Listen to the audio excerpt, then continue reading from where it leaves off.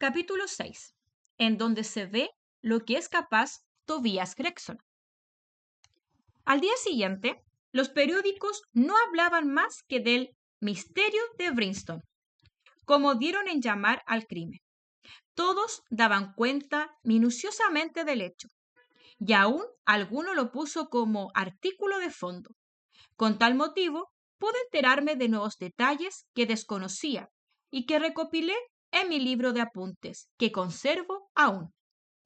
Decía el Daily Telegraph que los anales judiciales no se recordaba un caso parecido ni que presentara caracteres tan extraños. La palabra alemana escrita en la pared, la carencia de móvil que indujera al crimen, todo hacía sospechar que se trataba de un crimen en que las pasiones políticas y los revolucionarios habían intervenido en gran parte. El socialismo tenía varias ramificaciones en América y quién sabe si el haber violado las leyes del partido le habría costado la vida a aquel hombre. Después de enumerar y comentar la Sainte-Vence, el agua tofana, los Carbonari, la marquesa de Brinvilliers, el darwinismo, las teorías de Malthus y los robos cometidos por los salteadores de caminos de Radcliffe, terminaba el artículo dirigiéndose al gobierno y aconsejándole vigilar a más a los extranjeros domiciliados en Inglaterra. El estándar hacía observar que cuando los liberales estaban en el poder, era precisamente cuando se cometía esta clase de crímenes, menospreciando y violando toda clase de leyes. Aquello era un palpable ejemplo de hasta dónde puede llegar el apasionamiento cuya semilla arrojada en el pueblo engendra después el desprestigio y la falta de respeto a toda autoridad. La víctima era un americano que llevaba en Londres algunas semanas. Vivía en una casa de huéspedes que tenía Matt Carpentier en Torquay Terrace, en el distrito de Camberwell, y durante su viaje tuvo un secretario particular llamado Joseph Stangerson. Los dos se despidieron del dueño de la casa, el 4 del corriente, y se dirigieron a la estación de Heuston, diciendo que tomarían el expreso de Liverpool. Se les vio en la sala de espera hasta partir el tren, pero después no se volvió a saber de ellos hasta que, en aquella casa desalquilada de Bristol Road, se encontró el cadáver de Drevler. Sabido es que Bristol Road dista algunos kilómetros de Euston. ¿Quién le había llevado, pues, hasta allí? ¿Quién era el asesino? Nadie lo sabía. Se desconoce, añadía, en absoluto el paradero de Stangerson, pero se ha confiado la busca y captura del asesino a los inspectores señores Lestrade y Gregson de Scotland Yard, y podemos asegurar que, gracias a su celo y proverbial astucia, muy pronto se hará la luz en este misterioso crimen. El Daily News dudaba desde el primer momento de que se tratara de un crimen político. El despotismo y el odio que imperaban en los gobiernos del continente habían dado por resultado una emigración que venía a acogerse en nuestro seno, y aquel gran número de hombres que hubieran sido unos honradísimos ciudadanos traían el germen y la úlcera abierta aún de sus sufrimientos, y naturalmente en su libertad desahogaban sus pasiones con mayor violencia. Todos los esfuerzos debían encaminarse a la busca de Stangerson y averiguar qué clase de vida hacía y qué costumbres tenía la víctima. Habíase dado un gran paso descubriendo la casa en donde sirvió, y todo ello se debía a la perspicacia de los señores Lestrade y Gregson de Scotland Yard. Sherlock y yo leímos toda la prensa mientras almorzábamos, y mi compañero parecía divertirse muchísimo leyendo aquellos artículos. ¿No le decía a usted que, pase lo que pasare, y hágase lo que se haga, Lestrade y Gregson serán los que recojan el laurel? Depende todo del aspecto que tome el asunto. No lo crea usted. Si llegan a encontrar a ese hombre, será gracias a sus esfuerzos. Si no dan con él, será a pesar de sus esfuerzos. Siempre tendrán sus partidarios. Un tonto tiene siempre un tonto más tonto que el que le admira. Pero, ¿quién viene? dije al oír un fuerte ruido de pasos en la escalera y en el recibimiento, acompañado de soeces interjecciones y voces del dueño de la casa. Ah, sí, dijo Sherlock. Es la división de policía de Baker Street. Y no bien hubo terminado de decirlo, cuando una media docena de desgalichados mozalbetes, sucios y repulsivos, hicieron irrupción en nuestro cuarto.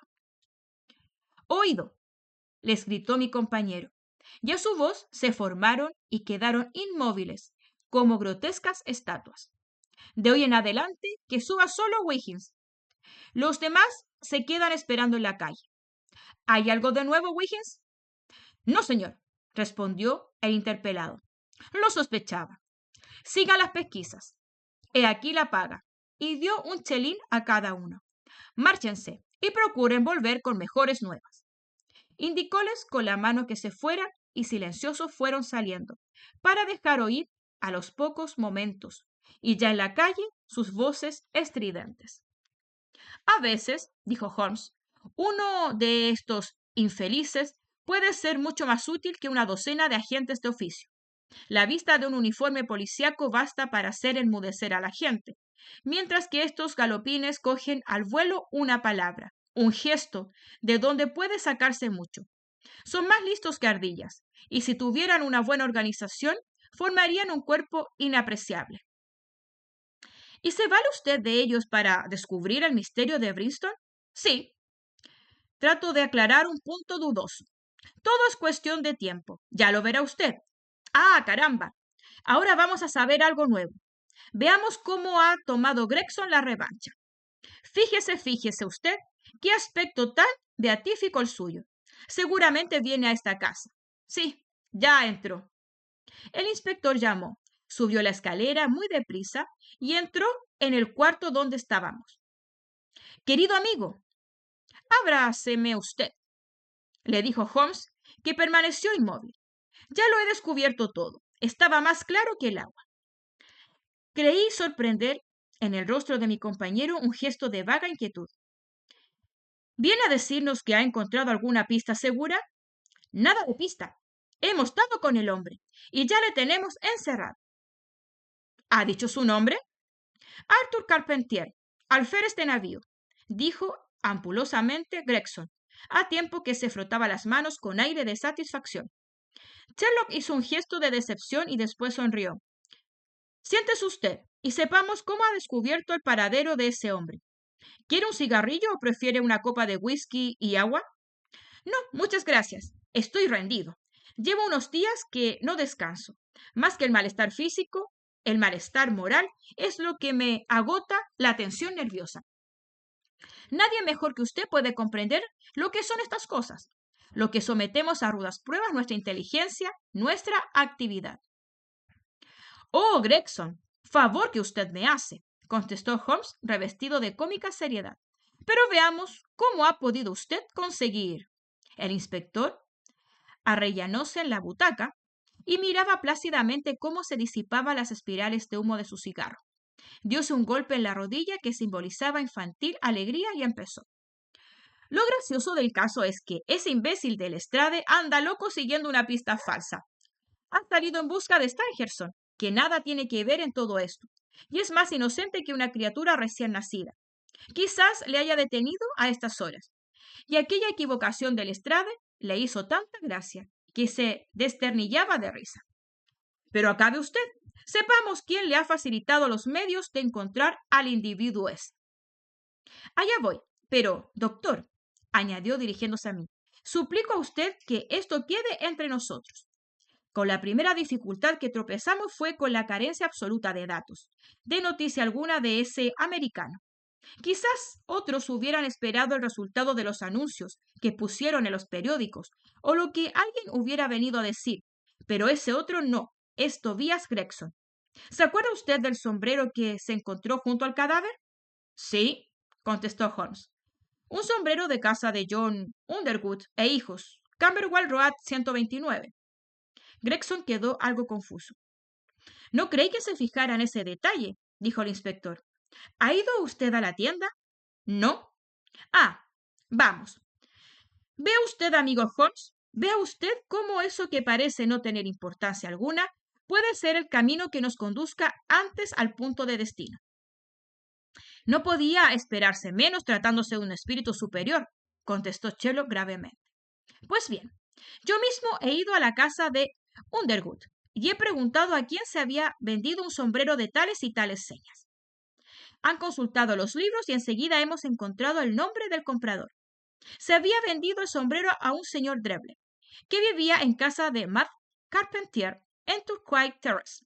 Ya teníamos las señas y, por lo tanto, a dónde dirigir nuestros pasos. ¡Caramba, caramba! ¡Qué importante es eso!, replicó Sherlock Holmes. Después, prosiguió Gregson, he ido a la casa de huéspedes. He preguntado por la señora Carpentier. Debo hacer constar que estaba muy agitada y pálida. En la habitación inmediata hallábase su hija, que por cierto es una preciosa niña. Los ojos los tenía enrojecidos quizás de llorar, y sus labios estaban temblorosos. Como puede usted figurarse, no se me ha escapado el más pequeño detalle, y enseguida empecé a sospechar. Demasiado sabe usted, querido Holmes, el efecto que produce en el ánimo de cada cual esa alegría interna, ese estremecimiento de satisfacción cuando uno cree tener la seguridad de lo que presiente. De repente les pregunté, ¿han leído ustedes La muerte misteriosa de su antiguo inquilino, el señor Enos J. Drebler de Cleveland? La madre hizo un gesto afirmativo con la cabeza y la hija rompió a llorar. Cada vez iba cerciorándome más y más de aquella gente era cómplice. ¿A qué hora salió de aquí el señor Drebler para la estación?, les pregunté. A las 8, dijo la madre, pretendiendo disimular su excitación. El señor Stangerson, secretario suyo, le dijo que había 2 trenes, uno a las 9:15 y otro a las 11. Decidió tomar el de las 9:15. ¿Y no han vuelto ustedes a verle? Cuando pregunté esto último, aquella mujer se quedó pálida. Después de dudar un momento y con voz trémula, pronunció un no que apenas se oyó. Hubo un silencio de algunos minutos, al cabo de los cuales dijo la hija: Es inútil que mintamos, a nada conduce. Sí, señor, volvimos a ver al señor Drebler. Que Dios te perdone, hija mía, replicó la madre, alzando sus brazos al cielo y cayendo acongojada en una butaca. Has muerto tu hermano. Arthur sería el primero en querer que se dijera la verdad, contestó la hija. Sería preferible que declarasen ustedes cuando supieran, porque estas medias palabras, más que nada, son perjudiciales. Además, sepan ustedes que es inútil cuando hagan por ocultar la verdad de lo ocurrido. Tú serás la culpable de lo que suceda a tu hermano, Alice, y se dispuso a contármelo todo. Voy a decir a usted cuanto sepa, pero le suplico que no atribuya mi excitación a temores injustificados. Tengo la completa seguridad de que mi hijo no ha tenido participación alguna en lo ocurrido. Mi temor procede de que, a pesar de su inocencia, a pesar de su intachable conducta, pueda llegar a verse comprometido en este enojoso asunto. Afortunadamente le abona en su favor la moralidad excesiva de todos sus actos, sus antecedentes y su profesión. Insisto en que lo mejor que pueden hacer es hablarme francamente, y prometo a usted que su hijo es inocente, no sufrirá el más pequeño castigo. Alice, retírate. Quiero hablar a solas con este caballero. La hija salió del cuarto. Confieso a usted que no pensaba decir una palabra a nadie, pero ya que mi hija me obliga a ello, diré la verdad escueta. Es lo mejor que puede hacer.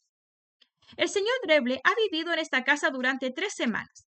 Él y su secretario habían hecho, al parecer, un largo viaje por el continente. Me fijé en que todas las maletas y baúles tenían una etiqueta de Copenhague. Fue sin duda el último punto en donde se detuvieron. Stangerson era un hombre de juicio, reposado, tranquilo para todo. Pero Drebler, en cambio, era todo lo contrario. Grosero, brutal. El mismo día de llegar se enfureció, no sé por qué. Y raro era el día que no tenía algún disgusto con las criadas. Se permitía libertades de lenguaje impropias de una persona decente. Y poco a poco esas mismas libertades, en el decir, las tuvo para mi hija, que, afortunadamente, es lo bastante inocente para no haberlas comprendido. En una ocasión, hasta se atrevió a cogerla por el talle y abrazarla. Su mismo secretario le amonestaba y reprochaba aquella manera de ser. ¿Y por qué aguantaba usted todo eso? ¿No está en su perfecto derecho no admitir más huéspedes de los que buenamente le convengan? La señora Carpentier asintió a tan lógico razonamiento y prosiguió su relato. Dios es testigo de lo que sufrí por no ponerle en la calle desde el primer día, pero era tan doloroso perder 2 libras diarias, es decir, 14 libras a la semana, haciéndonos falta. Soy viuda. Mi hijo es marino. Y a costa de grandes sacrificios, he podido darle la carrera. No tuve el valor de renunciar a ese dinero, creyendo prestar así a los míos un verdadero servicio. Pero ya últimamente el señor Drevler llegó a tal extremo en su osadía que me vi precisada a echarle de casa. Verá usted por qué. Sí, dígamelo todo. Debo advertir a usted que de nada de lo que ocurría le di cuenta a mi hijo, que había venido a pasar algunos días a nuestro lado con licencia. Primero porque tiene un carácter muy violento y quería evitar algún disgusto. Y luego porque quiere a su hermana con delirio, y los atrevimientos de Devrel hubiera dado origen a su encuentro serio. Cuando se marcharon Drevle y Stangerson, me pareció quitárseme de encima un peso muy grande. No había transcurrido una hora cuando llaman a la puerta y oigo la voz del señor Drevler, que venía terriblemente excitado y atrozmente borracho. Entró en la habitación donde estábamos mi hija y yo, y después de una porción de palabras incoherentes, comprendí que había perdido el tren. Se dirigió a Alice y delante de mí tuvo el atrevimiento y la imprudencia de proponerle que se fuera con él. Decía, ya es usted mayor de edad y no necesita pedirle permiso a nadie. Tengo mucho dinero que ni sé cómo emplearlo. Deje a la vieja y vámonos juntos. Será usted una verdadera princesa. Mi pobre Alice trataba de huir, pero la tenía cogida por la mano y la arrastraba hacia la puerta. Empecé a gritar y en aquel momento entró mi hijo. Lo que sucedió no lo sé. Oía voces, blasfemias, el ruido de lucha, pero tan aterrada estaba que no me atrevía a levantar los ojos del suelo. Cuando pude rehacerme y terciar, vi a mi hijo en el umbral de la puerta, con un bastón en la mano, y riendo nerviosamente. No volverá a importunarlas ese caballerete. Voy a seguirle. Quiero saber dónde va. Dijo esto y se marchó. A la mañana siguiente leímos el misterioso crimen de Drevler. Todo este relato fue acompañado, como es natural, de suspiros y sollozos. Y en ocasiones la señora Carpentier hablaba tan bajo que difícilmente se le entendía. Tomé nota de lo dicho para no sufrir después equivocaciones y... Es importantísimo todo eso, dijo Sherlock Holmes. ¿Y qué más? Cuando terminó la señora Carpentier, la miré fijamente y le pregunté a qué hora volvió su hijo. No lo sé, me contestó. ¿Que no lo sabe usted? No, señor. Tiene llavín y entra sin llamar. ¿Estaba usted acostada? Sí. ¿Y a qué hora se acostó de usted? A las 11. Entonces su hijo ha estado fuera de casa 2 o 3 horas por lo menos. Sí, señor. Y quizá 4 o 5. Sí, señor, quién sabe. ¿Y qué hizo durante todo ese tiempo? No lo sé. Acto seguido, como es de suponer, me he trasladado con 2 agentes donde suponía encontrar a Carpentier. Le he detenido al instante, y cuando me presenté, ordenándole que me siguiera, preguntó cínicamente si lo detenía con motivo de la muerte de ese sinvergüenza de Drevler. Como no le habíamos dicho el porqué de su detención, aquella pregunta me pareció algo sospechosa. Sí, es verdad, dijo Holmes. Aún llevaba el bastón de que me habló su madre cuando salió en persecución de Drevler. Es una tranca de roble. Bueno, ¿y qué opina usted de todo eso? Mi opinión es que siguió a Drevler hasta Bristol Road. Allí debieron tener un nuevo altercado, y Drevler quizá recibió un fuerte estacazo en la boca del estómago. que fue de seguro lo que le ocasionó la muerte sin dejar rastro alguno. Como llovía copiosamente y no pasaba un alma por la calle, Carpentier ha cogido el cadáver y lo ha metido en aquella casa desalquilada. Y todo lo demás, es decir, la bujía, la sangre aquella, la inscripción enigmática de la pared, no son más que patrañas para despistar a la policía. Muy bien, señor Gregson, muy bien. Veo que llegaremos a ser de usted un hombre de provecho, dijo Holmes enfáticamente. En realidad me vanaglorio de haber llevado este asunto por un camino bastante acertado. El muchacho ha declarado francamente que siguió a Drevler un gran rato, y cuando éste se apercibió de ello, tomó un coche para evitar que continuara siguiéndole. Dice que, de regreso a su casa, se encontró un antiguo compañero, con quien estuvo paseando, pero cuando le interrogamos preguntándole dónde vivía su compañero, no ha sabido darnos las señas. Lo que más me divierte es saber que el pobre Lestrade corre como un gamo tras una pista falsa. Mucho me temo que no llegue a conseguir nada de provecho, pero aquí nos vamos a convencer bien pronto de ello, porque ya le tenemos aquí. En efecto, momentos después entraba Lestrade, pero desconocido en absoluto, sus ropas en desorden y el rostro descompuesto. Venía indudablemente a consultar a Sherlock Holmes, pero le desconcertó la presencia de su compañero Gregson. Se quedó en medio de la habitación, dando vueltas a su sombrero nerviosamente y no sabiendo cómo empezar. Es incomprensible. Una cosa rarísima. Ah, señor Lestrade, ¿le parece a usted incomprensible? Replicó Gregson. Yo creí que a estas horas ya tendría usted en su poder al señor Stangerson, secretario del señor Devler. Al señor Stangerson, secretario del señor Devler, contestó gravemente Lestrade. Le han asesinado hoy, a las 6 de la mañana, en el Hotel Holiday.